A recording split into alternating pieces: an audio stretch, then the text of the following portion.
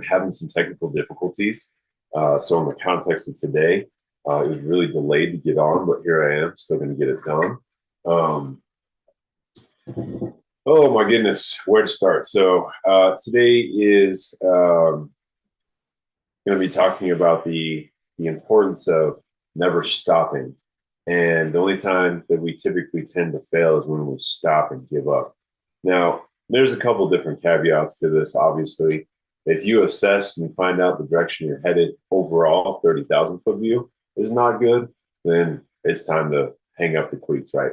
Be done. If you're an athlete and you're later in your career and you're noticing that you're either more injury prone or having more injuries frequently, it might be good to hang up and finish out your career. Right now, that makes sense. And it's not that you're quitting; it's that you're changing seasons. So that would be an example where, in the context of shifting, makes sense. But in the context of if you're very clear, if you know what it is that you're after, what it is you need to do.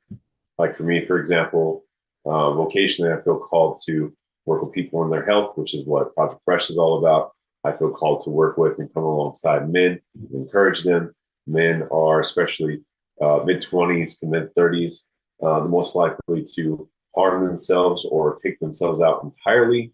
I feel called and encouraged to come alongside men and live and grow with them on a regular basis so that we may all heal and grow and impact our sphere of influences around us, our families, our wives, our kids, our church communities, our business circles, whatever, connect with them specifically and directly. I am called to work with men. And then the last one, more recently, in the last probably 8 years or so, called to work with those who are looking to get married. So we're talking looking at dating all the way through about 2 years. My wife and I's ministry we've now recently jumped into in the last 6 months or so, sometime coming, but we're there.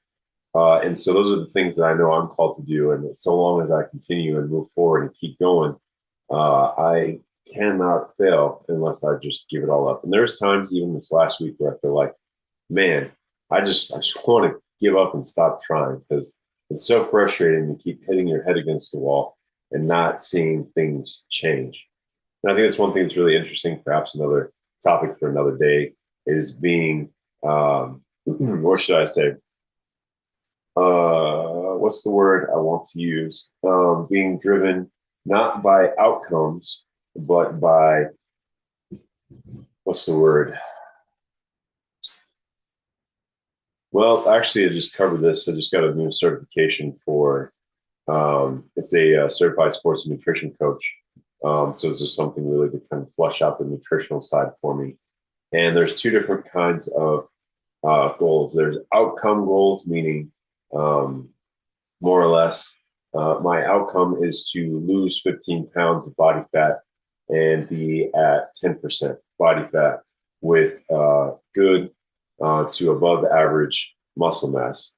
And of course, my camera just went out on my YouTube feed. Go figure. This has just gotten to be one heck of a day for tech, driving me nuts here. So there'll be a little bit of outage there on my YouTube feed. But anyway, long story short, that is an outcome goal. Performance goal is more so based on every single day I need to eat 160 grams of protein. Every single day I need to drink 80 ounces of water. Every single day I need to get 8 hours of sleep. Every single day I need to do mindfulness or meditation for 15 minutes. Those are things, those are activities that I need to do on a daily basis to get to the outcome goal.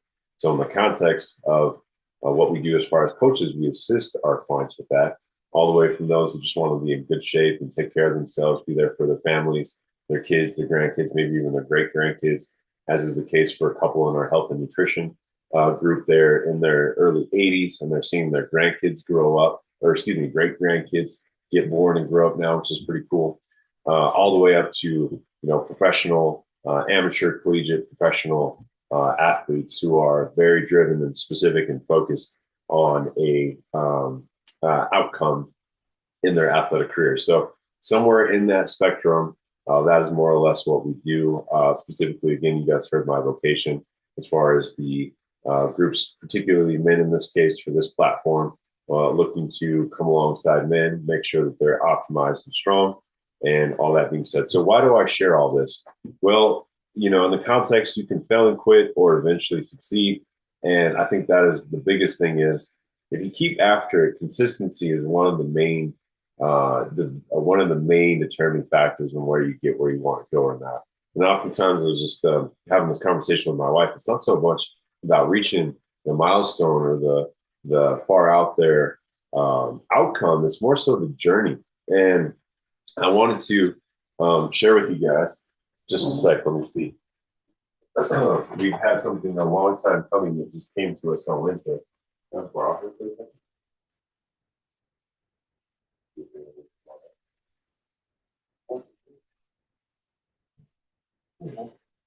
So my wife and I have been my wife and I have been for at least 5 years wanting wanting one of these guys. And he is a big one. So this is Morphe. He is our puppy as of Wednesday. This guy's just a little bit over 2 months old. He's gonna get wriggly on me here, but Bernice Mountain Dog.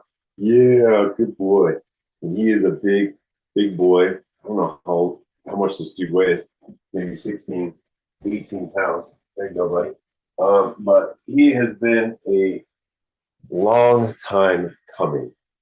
At least since, 2019, we knew we wanted one of those guys since 2019. In fact, if you look at my goal board here, my dream vision board, right up in this left corner is a picture of a Bernese Mountain Dog. He's one of our, he's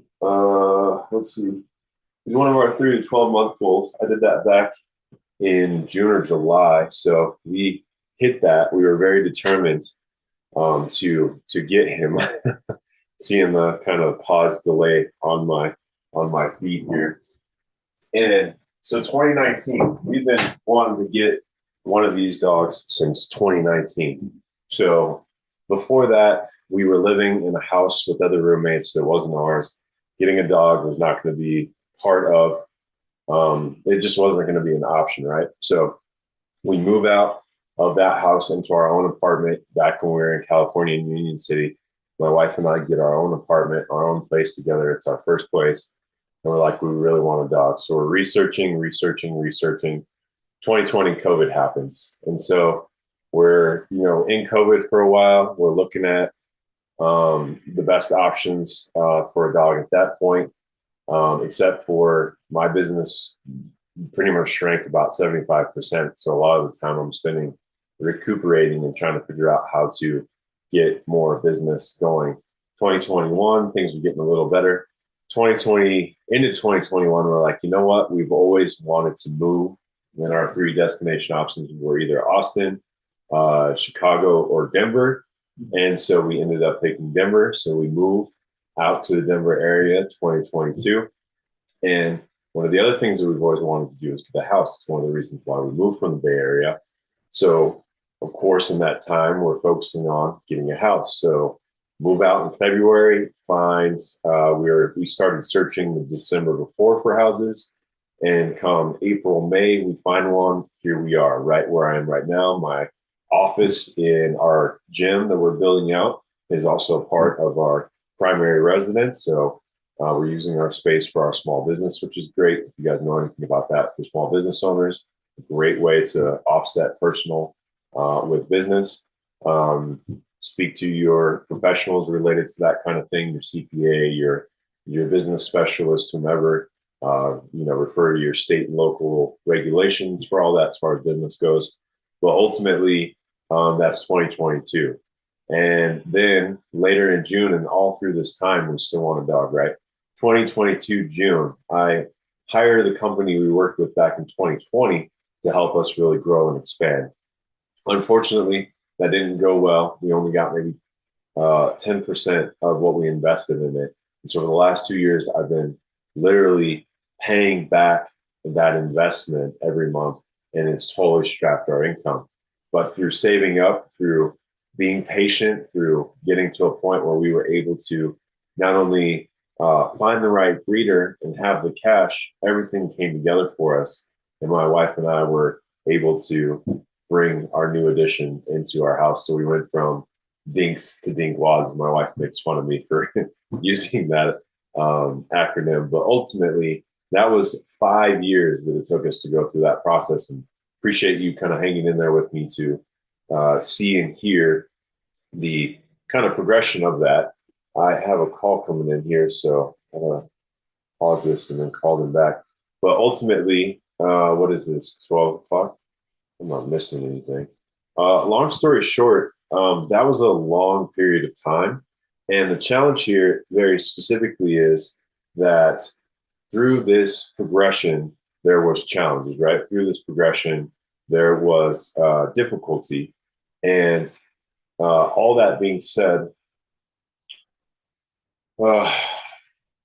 we got to where we wanted to be. And now we have a puppy who we're bringing up and raising and having fun with.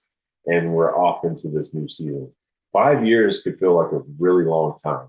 But what if it's been 5 or 10 or 15 years since you last were in the best shape of your life, since clothes fit well, since energy was up, since you were able to go throughout your day feeling good and not feeling lethargic or feeling brain fog or feeling like you're just out of sorts, especially for men. A lot of times that has to do with testosterone, high levels of sleep, low levels of high levels of stress, low levels of sleep, high levels of cortisol and anxiety, all the different things that you can face when you're working a job, especially if it's a demanding one, if you've got a family and all that's due there, and of course the demands of building up an income.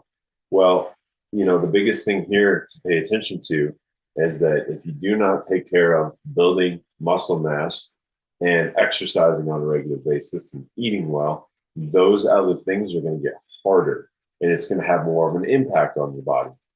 And then that doesn't even take into account all of the elemental things that we experience, water and air pollution, free radicals, messing up our cells, all these other things and factors that are becoming more prevalent in our generation than it was in the generations before us. So all that being said, very simply, you can fail and quit, or I should change this to quit and fail, or eventually succeed.